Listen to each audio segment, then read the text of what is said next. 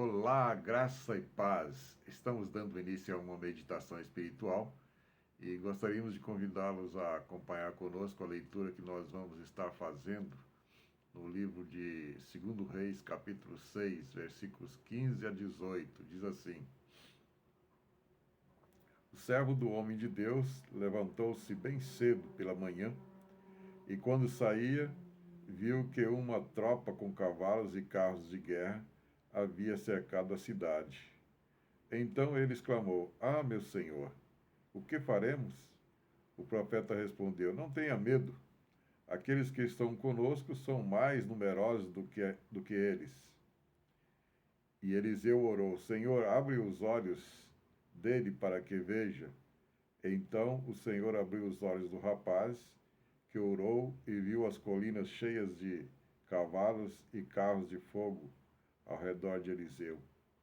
Quando os arameus desceram na direção de Eliseu, ele orou ao Senhor: Fere estes homens de cegueira. Então ele os feriu de cegueira, conforme Eliseu havia pedido.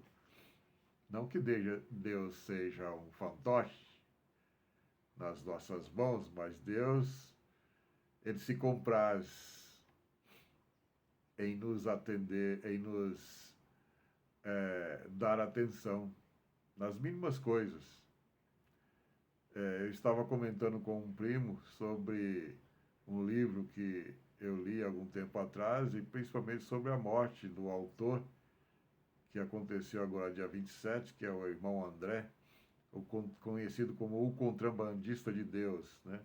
Então o livro, o título do livro né? Ainda tem esse livro na minha estante pessoal aqui. O nome desse livro, o título desse livro O Contrabandista de Deus. E aí eu perguntava a ele se ele lembrava de uma experiência que esse irmão teve na fronteira da Rússia, na época da era comunista, né? Em que não podia entrar Bíblias lá de forma alguma, igual certos países que hoje predomina o islamismo, né, que é proibido entrar Bíblias, né, e as Bíblias estão entrando, e Bíblias foram parar até nas mãos de Yasser Arafat, como testemunhou um tempo atrás um irmão em nossa igreja, falando da experiência dele em colocar uma Bíblia na pasta do Yasser Arafat quando ele estava para participar de uma reunião de cúpula, né? De cúpula não, mas com os seus lá daquelas regiões. E ele achou, aliás, teve a ideia criativa de fazer isso, né? E o fato é que ele foi convidado um dia pela a viúva de Yasser Arafat para conversar sobre a Bíblia que foi entregue, aliás, que surgiu como que apareceu do nada, né, dentro da pasta dele. E ele leu sobre a ressurreição de Lázaro e ficou muito fascinado, muito encantado, né, com a história. E assim como o irmão André também fez, de fazer as Bíblias chegar até a certos lugares da Rússia comunista na época, né? E o interessante foi o fato de um Fusca estar... E a ferramenta de trabalho dele era um Fusca, coitado. Tão apertado, né? Tão apertado. Mas era a ferramenta da época, né? Era o carro da época que continua sendo idolatrado até hoje, né? O Fusca. E aí o Fusca estava carregado de Bíblia, abarrotado de Bíblias. E ele havia orado para que Deus desse condições a ele, que ele conseguisse passar lá, mesmo sabendo que ele estava correndo um grande risco, né? E aí, quando ele foi parado na fronteira, os soldados vieram e olharam e não viram nada, e aí apontaram uma lanterna e iluminaram, e não viram nada dentro do Fusca. É o mesmo Deus que operou aqui nesse texto que nós acabamos de ler, em que é, o Senhor ouve Eliseu, ouve as orações de Eliseu, né? Duas orações que Eliseu fez e o Senhor ouviu, uma diferente da outra, mas Deus estava agindo em todas elas, dando a Eliseu o gostinho da vitória em tudo, né? E a maior vitória de Eliseu foi ele levar os inimigos, aqueles que estavam querendo acabar com ele, a um lugar que eles nem imaginavam, porque Deus fez com que eles ficassem cegos e aí eles conduziam a um lugar que não tinha nada a ver, e lá eles os olhos, Eliseu orou de novo, os olhos foram abertos e esse lugar era Samaria, né? E lá eles pôde deparar-se com, nas mãos de um outro maioral, né? De alguém que estava acima deles.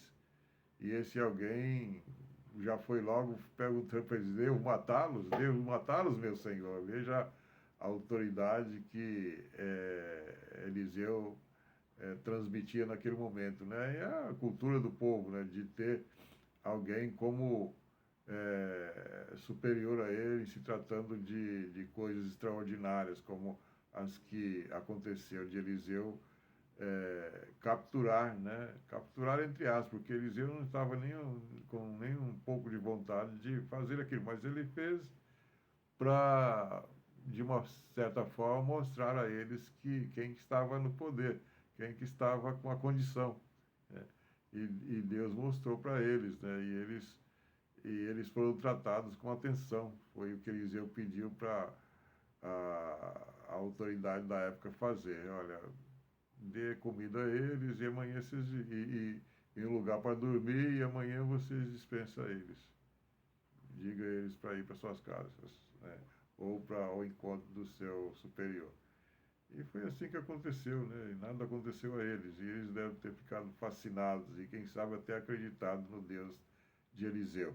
Então, quando nós olhamos para o versículo que nós lemos, o primeiro versículo que nós lemos, a palavra já nos diz algo muito importante.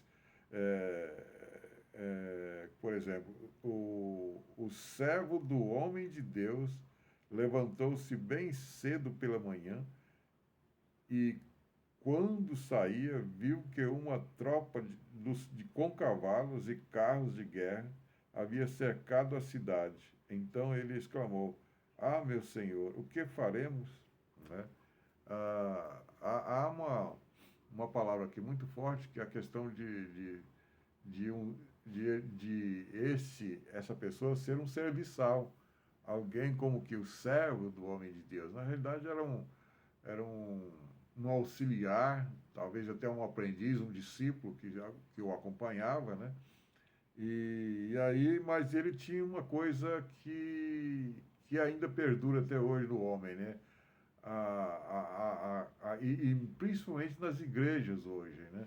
Igrejas, irmãos que não conseguem ter discernimento. Ele não tinha condições de ter uma visão como a de Eliseu, de ver, mesmo não vendo pelos olhos da fé, vendo o inusitado, vendo o sobrenatural, ou seja, a mão de Deus operando. Então, Eliseu ficou com dó dele e orou.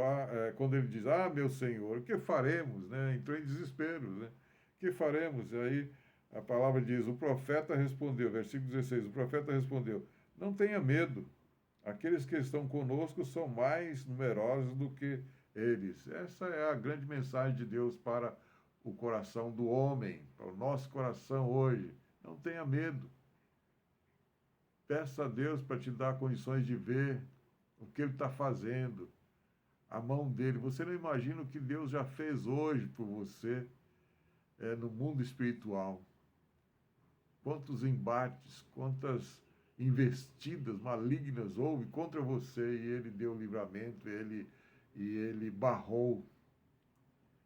Ele foi aí como que o escudo. Ele foi aí como aquele que blindou você, carro blindado, né? Pode atirar à vontade, só a explosão que não tem blinde nem nada, né? No caso, é,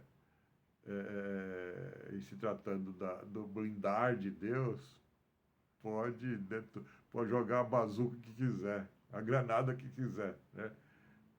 Deus vai estar ali barrando tudo, porque o poder de Deus é maior. Então, o blindar de Deus é muito maior. A gente fala de estar blindado, né? Hoje está na moda falar, eu estou blindado, né? Mas o blindar de Deus é totalmente diferente e o que nós entendemos de blindagem é uma poeirinha, um vislumbre, né, do blindar de Deus ou da proteção maior de Deus, né? Então, aqui o versículo diz que Eliseu diz, confortou ele, olha, não tenha medo, você não imagina o que está a nosso favor. E aí o versículo 17 diz assim, e Eliseu orou com essas palavras, né? Eliseu orou, Senhor, abre os olhos dele para que veja. Então o Senhor abriu os olhos do rapaz, que olhou e viu as colinas cheias de cavalo e carros de fogo ao redor de Eliseu. Todos, todos contra Eliseu, né? Já prontos para fazer um grande ataque, né? Mas eram pessoas realmente com poder, né? Homens guerreiros, né? Mas aí Eliseu ora e aí os planos dele são frustrados, né? O versículo 18 fala isso. Quando os arameus desceram na direção de Eliseu, ele orou ao Senhor, fere estes homens de cegueira. Então ele os feriu de cegueira, conforme Eliseu havia pedido. Então, Eliseu pede a Deus para abrir os olhos de Gease, o seu auxiliar, e aqui ele pede a Deus para ferir esses homens de cegueiras, e eles ficam cegos, e aí o poder de Deus se manifesta, né? E aí a vitória é dada a Eliseu, e mais uma vez o seu auxiliar aprende uma grande lição. Que essa sirva para nós também de uma grande lição, que o Deus que fez no tempo de Eliseu, o Deus que fez no tempo do Israel antigo, e que está fazendo hoje, no tempo do Israel atual, Israel do ano, aliás, do século, né? 21, em pleno século 21, mesmo Deus que está operando agora é esse Deus que operou no passado. Esse mesmo Deus que opera não só no povo de Israel, lá na sua terra, opera em nosso favor, a igreja que foi comprada pelo sangue de um judeu, Senhor Jesus Cristo. Que isso seja para você uma grande lição e que você aprenda que Deus, ele opera de forma inusitada, de forma a nos surpreender, porque ele é um Deus de amor. Por isso que a palavra de Deus é amor, né? Que você experimente desse grande amor, em nome de Jesus. Amém.